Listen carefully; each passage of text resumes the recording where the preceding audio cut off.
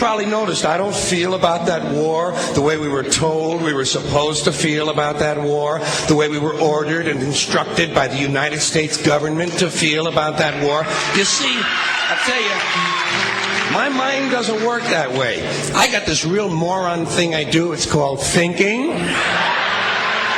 And I'm not a very good American because I like to form my own opinions.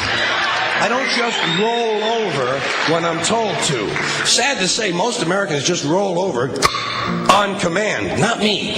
I have certain rules I live by. My first rule, I don't believe anything the government tells me. Nothing. Zero. Nope.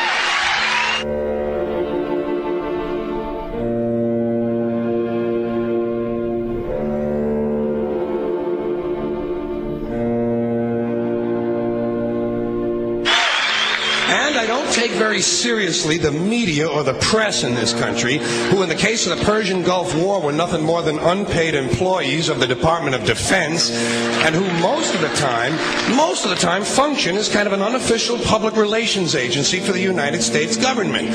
So I don't listen to them. I don't really believe in my country, and I gotta tell you folks, I don't get all choked up about yellow ribbons and American flags.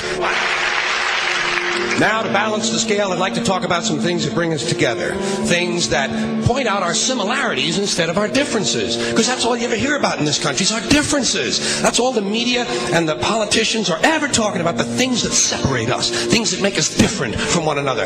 That's the way the ruling class operates in any society. They try to divide the rest of the people. They keep the lower and the middle classes fighting with each other so that they, the rich, can run off with all the fucking money. Fairly simple thing happens to work. You know, anything different, that's what they're going to talk about. Race, religion, ethnic and national background, jobs, income, education, social status, sexuality, anything you can do, keep us fighting with each other so that they can keep going to the bank. You know how I describe the economic and social classes in this country? The upper class keeps all of the money, pays none of the taxes. The middle class pays all of the taxes, does all of the work. The poor are there just to scare the shit out of the middle class. Keep them showing up at those jobs.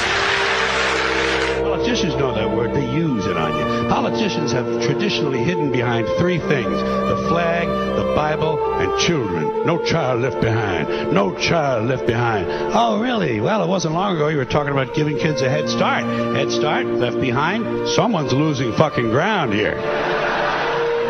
But there's a reason. There's a reason. There's a reason for this.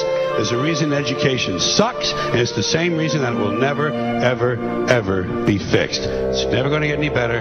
Don't look for it. Be happy with what you got. Because the owners of this country don't want that. I'm talking about the real owners now. The big, the wealthy, the real owners, the big wealthy business interests that control things and make all the important decisions.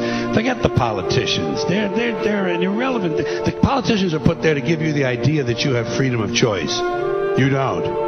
You have no choice. You have owners. They own you. They own everything. They own all the important land. They own and control the corporations. They've long since bought and paid for the Senate, the Congress, the state houses, the city halls. They got the judges in their back pockets, and they own all the big all the big media companies. So they control just about all of the news and information you get to hear. They got you by the balls. They spend billions of dollars every year lobbying to get what they want.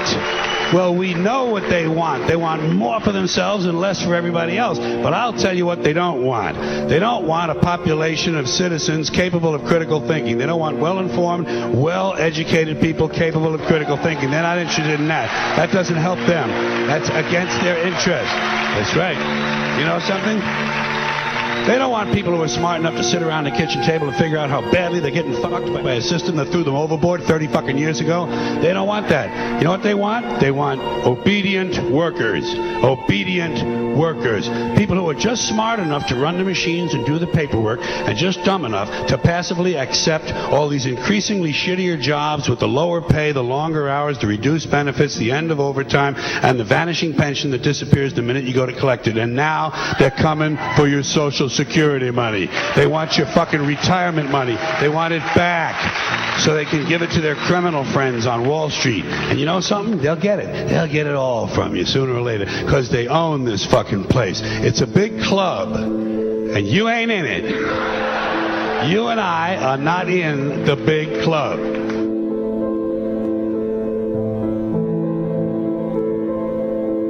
The greatest form of control is where you think you're free when you're being fundamentally manipulated and dictated to.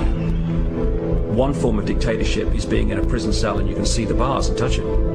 The other one is sitting in a prison cell but you can't see the bar, you think you're free. What the human race is suffering from is mass hypnosis. We are being hypnotized by people like this.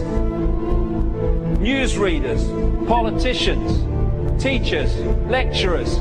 We are in a country and in a world that is being run by unbelievably sick people. The chasm between what we're told is going on and what is really going on is absolutely enormous. The greatest hypnotist on planet Earth is a oblong box in the corner of the room. It is constantly telling us what to believe is real. Historically, the control and manipulation of political opinion has been the Freemasons' main weapon in gaining control of countries and states. Once in control of the rulers and politicians of a country, laws and political structures could be changed in accordance with their agenda. However, since restricting the body does not necessarily mean restricting the mind, the Freemason recognizes that their plan for a global government hinges completely on subduing the masses to their agenda, and thus eliminating opposition to their cause. And the greatest threat to their plan, posing more danger than any army or law, is the threat of a free-thinking mind. In order to eliminate this threat and to achieve their objective, the Masons have set about the boldest plan ever devised: the complete control of every aspect of human life, your life. And the weapons they are using against you are in your very homes, entertaining you and your children, and gradually indoctrinating you without you even realizing.